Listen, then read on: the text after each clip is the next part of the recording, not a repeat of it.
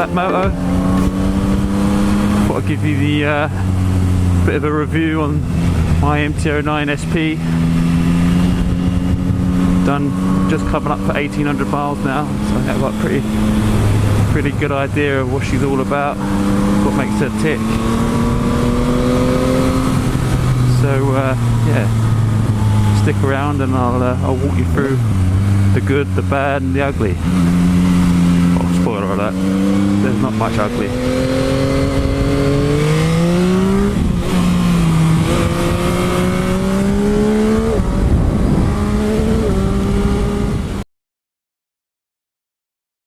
Very purposeful looking,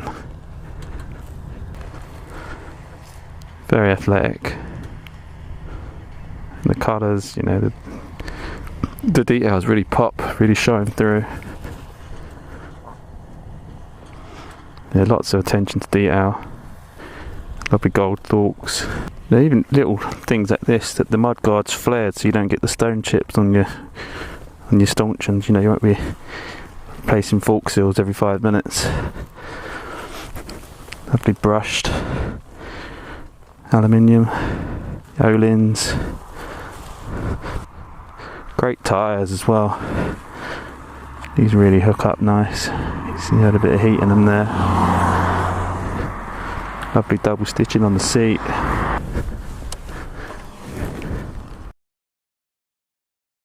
You can't talk about this bike without talking about the motor. What a peach. One of the best power plants in the business.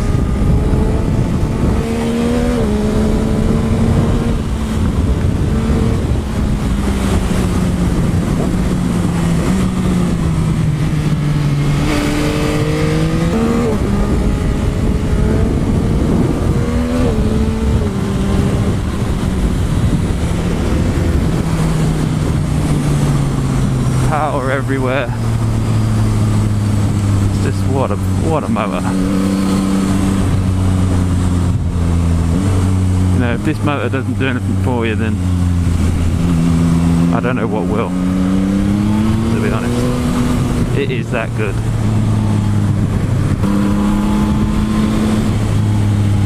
And the quick shifter is brilliant. I think this is, you know, possibly the best quick shifter out of any bike I've ever ridden. It really is that good. Part throttle, just as silky as they come. And on the way down as well, just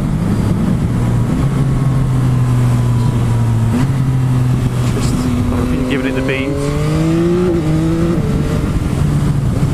Just a masterpiece, the quick shifter. You know, the only time you can kind of, you know, if you was going to try and level any criticism at the quick shifter, I guess it's between that 1-2 shift, but you know, you're not really supposed to use it between first and second, obviously. You know, that's the biggest gap in the ratios in any gearbox, going from first to second. That's why traditionally quick shifters suffer. It's perfectly usable, so first gear, perfectly fine. I mean, still smoother than most quick shifters, even going from the 1-2 shift.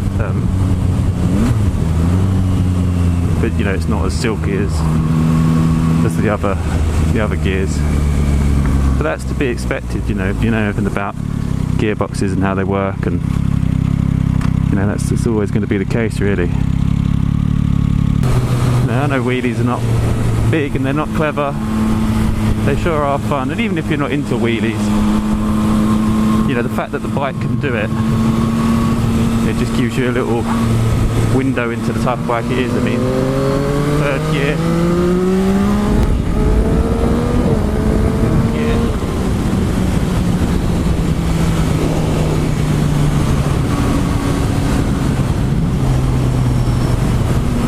Yeah, there's not too many bikes that can power wheelie in third gear.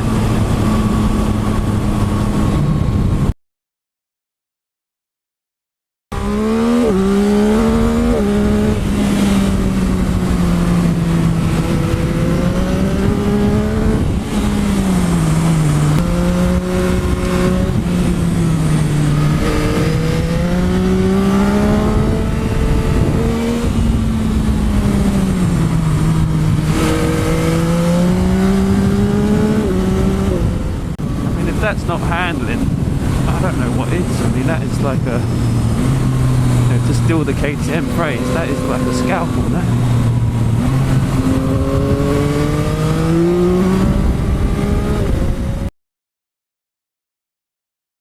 Talking about the fueling and how smooth it is, one of the ways you can kind of sort of really have a good test for a lot of these modern ride-by-wire systems is when you're doing, like, you know, real subtle increments on the throttle, like that real fine measurement. You can really feel where the effort is, you know. Almost feels like a traditional cable actuated throttle in that sense, you know. You sort of, when you're asking for that 1% or that 0.5%, you know, it actually gives it to you, which is a real positive, you know. Sometimes with the ride-by-wire you could lose that connection, but thankfully it's you know, it's really good on this, or, you know, as good as it can be. You know, it's never going to replicate a cable, but they're getting pretty close now with a lot of these bikes, particularly this one. I'm going to talk about riding position. So it's a really good blend between being sporty, elbows up, attack position, with a nice, you know, reasonable bend on your legs, but also being like really comfortable as well. It's like it feels a little bit like a motocross bike to me. I know obviously it's not, but like from the chest upwards it feels motocrossy, enduro-y, and then obviously the leg position is quite sporty, but, you know, nowhere near as sporty as something like a Tuono or, you know, a KTM 890 perhaps, but that's not to detract from its sporty capabilities. I've seen a few reviews that kind of suggest that, you know, just because the riding position is a, you know, a touch more sort of supermoto-y, that somehow compromises the handling, but I think that's just waffle, to be honest. I mean, maybe if you're going 10 temps on a racetrack trying to drag your elbows, you know, you might struggle on this more so than you would on some of those other bikes, but you can still go plenty fast enough on this, and the riding position won't be the thing that's holding you back, I can assure you.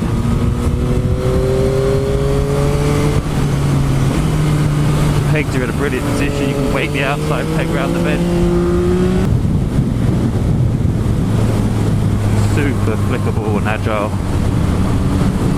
and a lot of that comes from the riding position. You feel like you can just muscle this bike around. I mean, like, you've got so much leverage,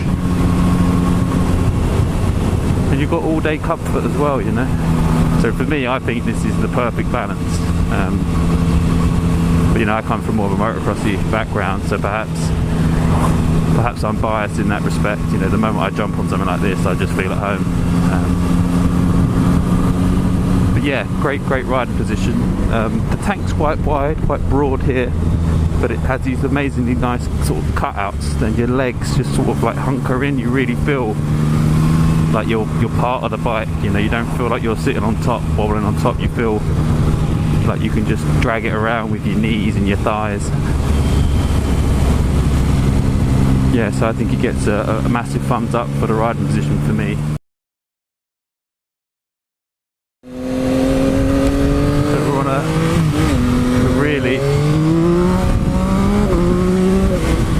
Stretch of road here. Now's as good a time as any to talk about suspension, and it really is brilliant. There's no other word for it. It's actually brilliant. You know, some people say it's a little bit stiff. It probably is out the box, but you got to remember, a lot of these brand new bikes, it takes a good 500,000 miles to bed suspension in. You know, I think a lot of people forget that. Once you play with the twiddlies, the adjusters, you know, you can get this bang on. You know, it's a real good balance between being composed over the big fast stuff, but also quite subtle.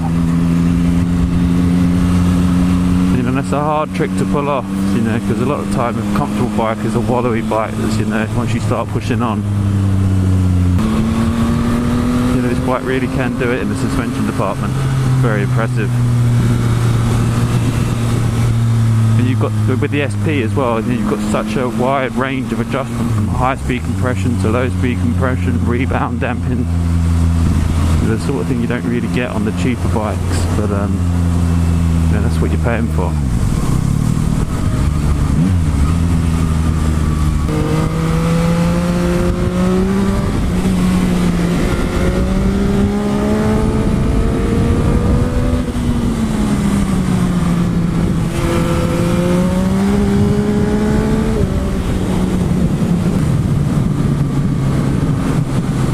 Rough section there. I was, you know, plenty of the loud pedal. Just soaks it up.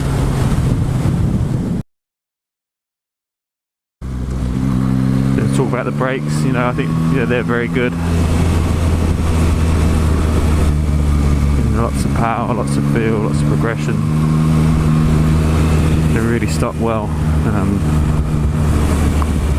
Perhaps they don't have that initial monster bite of the Brembo setups that you can sometimes get with the Brembo master cylinder and that. But I wonder if part of that's down to the lack of braided lines on this bike. You know, they're still using conventional rubber lines. You know, I'm not sure if that is cost cutting or if that is just the Japanese sort of thing. Really, they like the sort of the softer feel that you get with that brake line setup. I mean, I personally prefer, you know, the stronger the better for me with the brakes.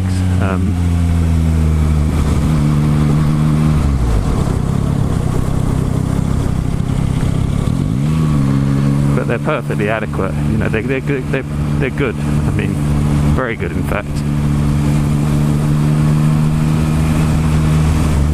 You know, Brembos are a 10.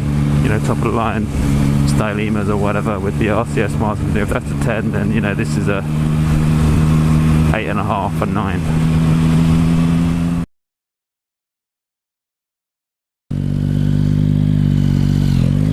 So you're saying there must be some negatives.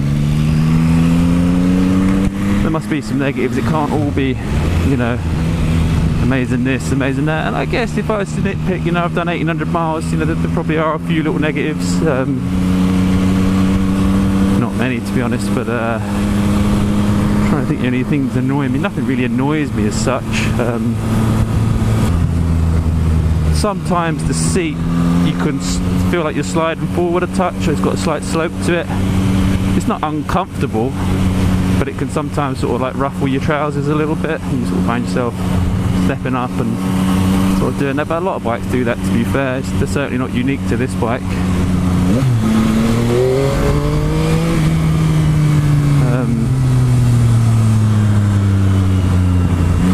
When I first was running the bike in the first sort of 500-600 miles, I thought the engine was maybe a little tiny bit vibey, like through the pegs. I was long motorway trips, and I could feel a slight vibe through my through the pegs, and I was sort of thinking, but that seems to have smoothened out now. The bike's got a bit more miles on it.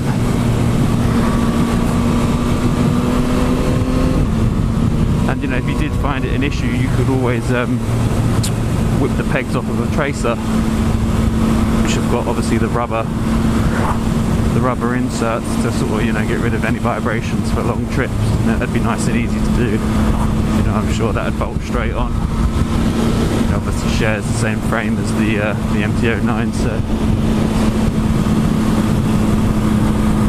any other downsides? Not really. So there's an interesting one. So from a reliability standpoint, this bike has been absolutely spot on. Obviously what you would expect, Japanese reliability, hasn't missed a beat. But there is a but. Sometimes when it's cold, there is a slight cam chain rattle that sort of goes in and out, sort of flops, you know, ticks for a few seconds and goes away and then comes back. So for this year of cam chain tensioner, it's hydraulically fed. And sometimes when the bike's cold, it can take a little while for the pressure to build up, or you know, so they say. So if you give it a little blip, it goes away. But it is a little bit disconcerting. I mean, it's not very loud,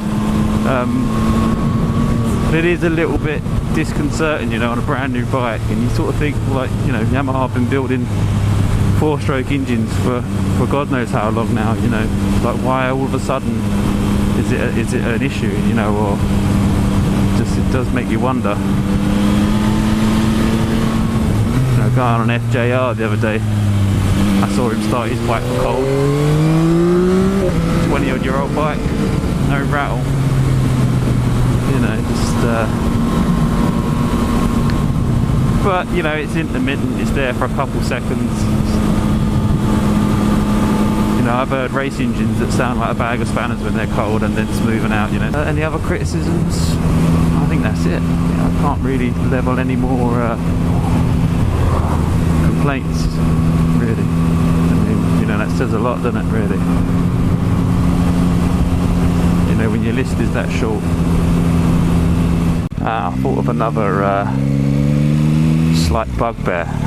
It's the turning circle. So on a lot of bikes you'd be able to turn around here. So here we go, full lock, that's full lock. You end up dabbing a foot and it makes you look a little bit amateurish. It can catch you out. The electronics are brilliant.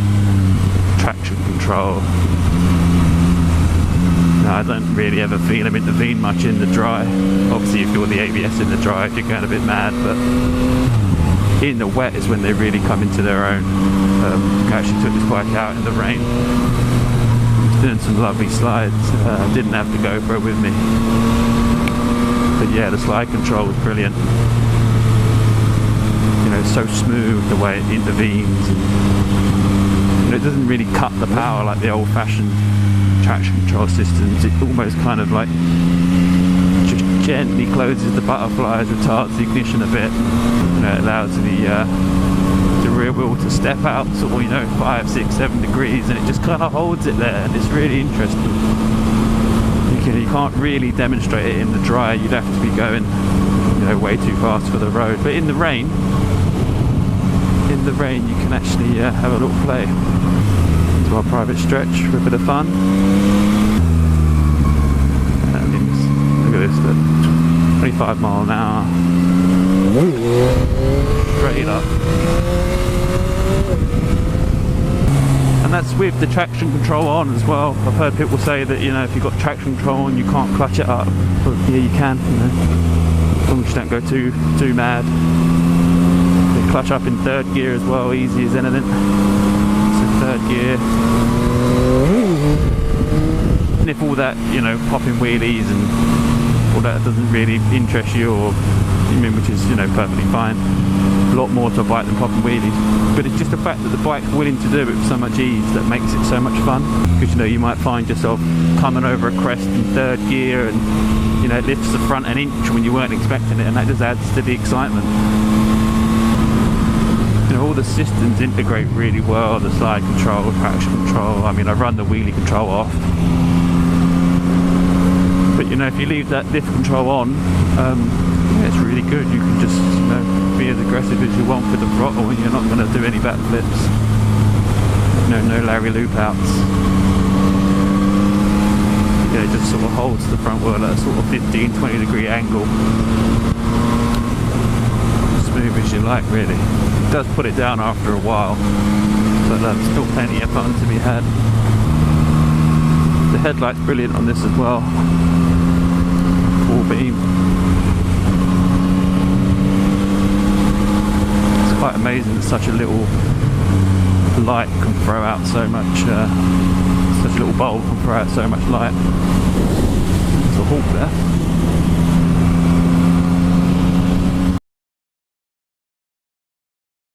Fuel economy, I know some people are interested in fuel economy. I mean, I am to a certain extent, but it's not the be all and end all, but it's actually brilliant. So let's have a look. No, wrong button. Oh, it's because I'm not stopped, is it? Oh no, there we go. So I would say 51.7 miles per gallon average. I don't know if you can see that. You know, I don't consider myself to, you know, ride it super gently, and I wouldn't say that my rides are economy focused. That'll be down flipper. It's quite hard on the traction control. I can feel it working there. Let's see if we can see a black line. Just for shits and giggles.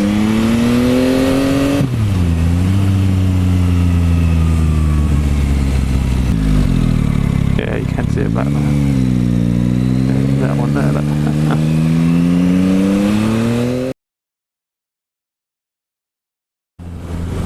It's such a great all-round package. You know, it's definitely nuts. It's definitely a lunatic. There's no two ways about that. You know, it's to be civilized. You know, civilized, calm, respectful. It's just such a great bike. It's a great machine.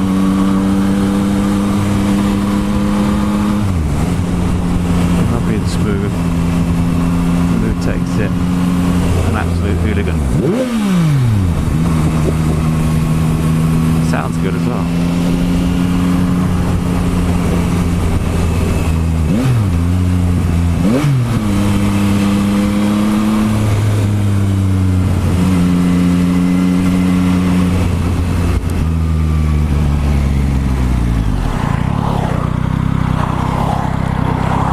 But you can really tell that Yamaha has put a lot of effort into this bike.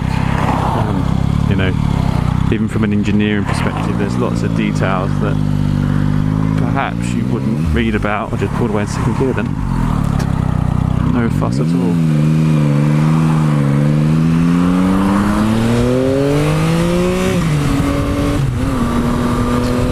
But yeah, the engine, they went through the whole engine, obviously changed the displacement, lengthened the stroke, I think, effectively. But yeah, there was a whole team that went through the engine trying to reduce vibrations and sort of the harmonic resonance that creates noise, so that they could make more from the Euro 5 exhaust. Essentially, you know, they really went through it with a fine tooth comb to whiten it down so that they could give it more good sounds rather than bad sounds, because obviously the bad mechanical sounds can overshadow the nice notes. You know, there's a whole team that worked on the intake trumpets on this bike. It's got 3 intake trumpets that are of various different lengths. Each one's its own unique length to give it, you know, a lovely intake roar. Same with the exhaust as well. You know, you can hear that's been tuned.